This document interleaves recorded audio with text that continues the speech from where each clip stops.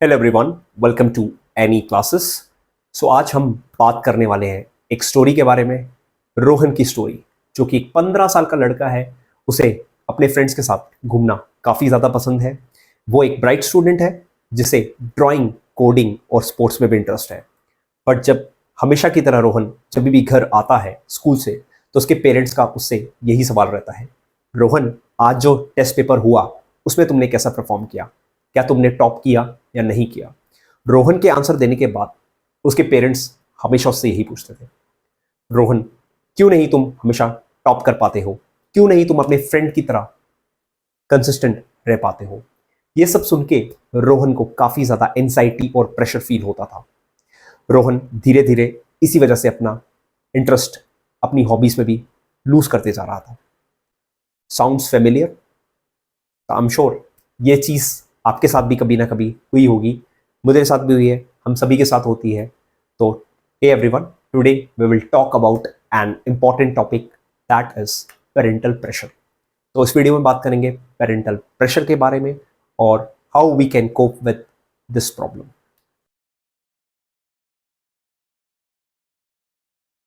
तो parental pressure क्या है? आसान भाषा में कहें तो जब भी पेरेंट्स की एक्सपेक्टेशंस बच्चों पे भारी पड़ जाती है तो वो पेरेंटल प्रेशर कहलाती है। मोटिवेशन और गाइडेंस तो नॉर्मल है, बट जब ये प्रेशर ज़्यादा हो जाता है तो ये बच्चों में एंजाइटी और फ्रस्ट्रेशन के रूप में हमें दिखाई देता है। मोस्टली आपको पेरेंटल प्रेशर एकेडमिक सेक्शन में ज़्यादा देखने को मिलेगा, जहाँ पे पेरेंट्स अपने बच्चे की परफॉर्मेंस दूसरे बच्चों के साथ कंपेयर करते हैं। उनको बार बार ये बताते हैं कि क्यों तुम अपने ग्रेड्स उस बच्चे की तरह, टॉपर की तरह नहीं इंप्रूव कर पा रहे हो।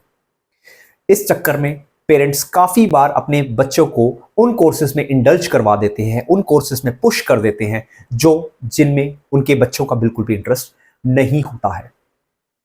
अब पेरेंट्स की तरफ से सोचा जाए तो उनकी ये कोशिश बहुत उनके अकॉर्डिंग तो अच्छी रहती है, क्योंकि हर पेरेंट यही चाहता है कि उनका बच्चा पढ़ लिख के अच्छा बन जाए, एक सेल्फ रिकॉग्नाइजेशन उसको अच्छी एक सोसाइटी में मिल जाए, ताकि वो एक अच्छी पोजीशन पे जा सके और कल को एक अच्छी जॉब अटेन कर सके। बट उनकी यही कोशिश कभी कभी इतना ज़्यादा हैवी हो जाती है कि बच्चे के मन में एंजाइटी, फ्रस्ट्रेशन और गुस्सा प्रोड्यूस कर देती है।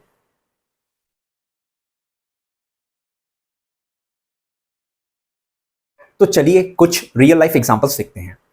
एक बच्चा जिसको पेंटिंग में काफ़ी ज़्यादा अच्छा शौक है, पेंटिंग में वो काफ़ी अच्छा है, लेकिन बार बार उसको पेरेंट्स की तरफ से बोला जाता है कि बेटा पढ़ ले, क्योंकि पढ़ने में ही तेरा स्कोप बनेगा, पेंटिंग में कुछ नहीं रखा है। या एक बच्चा जो काफ़ी कोशिश करता है पढ़ने के लिए, बट फिर भी अच्छे ग्रेड्स नहीं ला पाता है। पेरेंट्स हमेशा उसके ग्रेड्स को कंपेयर करते हैं अपने पड़ोस वाले बच्चे से और कहते हैं कि बेटा तेरे मार्क्स उससे ज़्यादा कब आएंगे, क्यों नहीं तू इतनी मेहनत करता कि तू उससे ज़्यादा मार्क्स ला सके। देखिए, यहाँ पे बच्चे की मिस्टेक्स पे पेरेंट्स का पूरा फोकस रहता है, रेदर देन हिज एफर्ट्स, कि वो कितने एफर्ट्स लगा रहा है उस चीज़ को अटेन करने के लिए। और यही सारी छोटी छोटी चीज़ें बच्चों में एक्युमुलेट हो जाती हैं, जो कि एक स्ट्रेस, एंजाइटी का कारण बनती है, और बच्चा आफ्टर ऑल अपनी पेरेंट्स की एक्सपेक्टेशंस से काफ़ी ज़्यादा प्रेशर फील करता है। बीइंग अ पेरेंट, गार्डियन और टीचर, हम कैसे एनालाइज कर सकते हैं कि हमारा जो बच्चा है वो पेरेंटल प्रेशर को फेस कर रहा है? तो कुछ साइंस हैं जिन्हें हम अभी देखेंगे, तो एक एक करके सबको डिस्कस करते हैं। जिससे नंबर 1 आता है, जब भी आपका बच्चा छोटी छोटी बातों पे एंजाइटी फील करने लगता है, उसे स्ट्रेस हो जाता है, वो इरिटेट हो जाता है छोटी छोटी बातों को लेके, तो this may be the first sign कि आपका बच्चा पेरेंटल प्रेशर को फेस कर रहा है। नंबर 2 आता है कि वो स्टडीज को अवॉइड करता है, वो उन सब्जेक्ट्स को भी पढ़ने से मना कर देता है जो उसे पहले पसंद थे। इवन वो अपनी हॉबीज को भी प्रोक्रास्टिनेट करना स्टार्ट कर देता है, उन्हें अवॉइड करने लगता है। जो काम उसको करना पहले पसंद था, अब वो उनसे भी दूर भागने लगता है। So this is a big sign कि बच्चा पेरेंटल प्रेशर के अंदर आ चुका है। नंबर 3, उसकी जो स्लीप आवर्स हैं वो खराब हो चुके हैं, टोटली एग्जॉस्ट हो चुके हैं, उसे स्लीपीनेस महसूस हो रहा है, उसे हेडेक होती रहती है सारे दिन, और वो टायर्डनेस फील करता रहता है। तो this is again a sign कि बच्चा बहुत ज़्यादा एंजाइटी और स्ट्रेस में है। एंड नंबर 4, कि वो आपको आपसे बात नहीं करता, आपसे अवॉइड करता रहता है और खुद को आइसोलेट करता है, ना ही अपने पेरेंट्स से बट अपनी आसपास के नियर बाय सारे लोगों से वो अपने आप को आइसोलेट करता है और कमरे में ही मैक्सिमम अकेले में रहने पसंद करता है। So this is a big sign कि बच्चा प्रेशर को फेस कर रहा है and this is the time when you have to focus on your child, being a parent, being a guardian and being a teacher. आपको उससे बात करनी चाहिए। Effects of excessive pressure. Excessive pressure का इफेक्ट ना ही सिर्फ डिप्रेशन की ओर जाता है, ये इवन चाइल्ड को बर्नआउट कर देता है। उसके दिमाग में एक विचारधारा बना देता है कि चाहे मैं कितना भी कर लूं, कितना भी पढ़ लूं, मैं कभी भी ये अचीव नहीं कर पाऊंगा, क्योंकि जब भी वो बार बार ये चीज़ें देखता है कि मेरी जो बार बार जो कोशिशें हैं, मेरा जो डिटर्मिनेशन है, वो सारा का सारा वेस्ट जा रहा है, उसे कहीं भी कोई भी मोटिवेट नहीं करता है। हमेशा जब भी मैं जितनी भी मेहनत कर लूँ, उसको एफर्ट्स को नहीं देखा जाता है, हमेशा मेरी गलतियों पे फोकस किया जाता है। तो इससे बच्चा बर्नआउट हो जाता है और एक्सेसिव प्रेशर का शिकार होने लगता है। वो कहीं ना कहीं अपनी आइडेंटिटी को लूज करने लगता है और ये मानने लगता है कि वो जो टॉपर है वो उससे काफ़ी ज़्यादा ऊपर लेवल पे एग्जिस्ट करता है। वो अपने आप को एक छोटे लेवल पे देखने लगता है। और next at last we will talk about how to reduce parental pressure. तो इसके लिए कुछ स्टेप्स हैं जो हमें ज़रूर लेने चाहिए, जिसमें नंबर 1 हमारे पास आता है open communication with your child. तो देखिए, जो आपकी कम्युनिकेशन आपके चाइल्ड के साथ वो थोड़ी इनफॉर्मल होनी चाहिए। That should not be in formal way. आप अपने बच्चे के साथ कभी भी उसको 1 to 1 बिठा के बात नहीं करिए। Mean while what you can do, आप ये कर सकते हैं कि अगर आपका बच्चा कुकिंग कर रहा है या प्लेइंग कर रहा है, आप खुद ही उस एटमॉस्फेयर में जाके इंडल्ज होइए, अपने बच्चे के साथ खेलिए। अगर कुकिंग कर रहा है तो कुकिंग करिए, अगर वो म्यूजिक प्ले कर रहा है तो उसके साथ आप ज़रूर गाइए, बजाइए, जो भी आपका बच्चा कर रहा है उस टाइम पे। इससे आपको क्या होगा, आपका जो बच्चा है वो आपको फ्रेंड की तरह आपको ट्रीट करेगा, नॉट एज अ पेरेंट। और जब भी आप अपने फ्रेंड की तरह उसको फील करवाएंगे तो वो आपसे ज़्यादा ओपन अप होगा, आपके साथ आपकी अपनी ज़्यादा प्रॉब्लम्स को शेयर करेगा। तो इसी बीच में आप उसके लिए आप उसका डे टू डे लाइफ के बारे में थोड़ा बहुत पूछ सकते हैं कि उसका आजकल की पढ़ाई में कैसा चल रहा है, कैसी उसको हॉबीज़ चल रहा है, क्या वो अपनी स्टडीज़ को मैनेजेबल कर पा रहा है अपनी हॉबीज़ के साथ कि नहीं, उसका फ्रेंड सर्कल कैसा है, उसके फ्रेंड सर्कल में कौन कौन है। इससे आपको थोड़ा बहुत आइडिया मिलेगा, जिससे आपको मेन रीजंस आपको आइडेंटिफाई करने में मदद मिलेगी। नंबर 2 आता है नो कंपैरिजन। तो देखिए, आपको कभी भी अपने बच्चे की परफॉर्मेंस को कंपेयर नहीं करना चाहिए उसके पीयर ग्रुप से। तो देखिए, हर बच्चा, as we know, individual difference तो हमारे पास होता ही है, एवरी चाइल्ड इज डिफरेंट। तो अगर आप अपने चाइल्ड की प्रोग्रेस को आप उसके एफर्ट से क्या करिए, मेजर करिए, ना कि दूसरे बच्चों के ग्रेड्स के साथ आप उसको मेजर करिए। आपको कंपैरिजन को बिल्कुल अवॉइड करना है और अपने बच्चे के एफर्ट्स को हमेशा से आपको क्या करना है, अप्रिशिएट करना है। नेक्स्ट चीज़ हमारे पास आती है make new goals with him. अगर आपको अपने बच्चे का मेंटल प्रेशर या फिर यू कैन पेरेंटल प्रेशर को कम करना है, तो आपको उसके साथ मिलके अचीवेबल गोल्स सेटअप करने पड़ेंगे, जो अकॉर्डिंग टू द कंडीशंस उसके लिए भी अचीवेबल हो और according to the needs of him या फिर हर हो।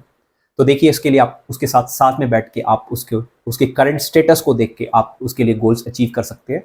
Being a parent you can do so. अगर आप एक ट्यूटर हैं या फिर अगर आप उनके गार्डियन हैं या टीचर हैं, तो आप तो भी उसके लिए गोल सेटअप कर सकते हैं according to the current progress of the child और करंट लेवल।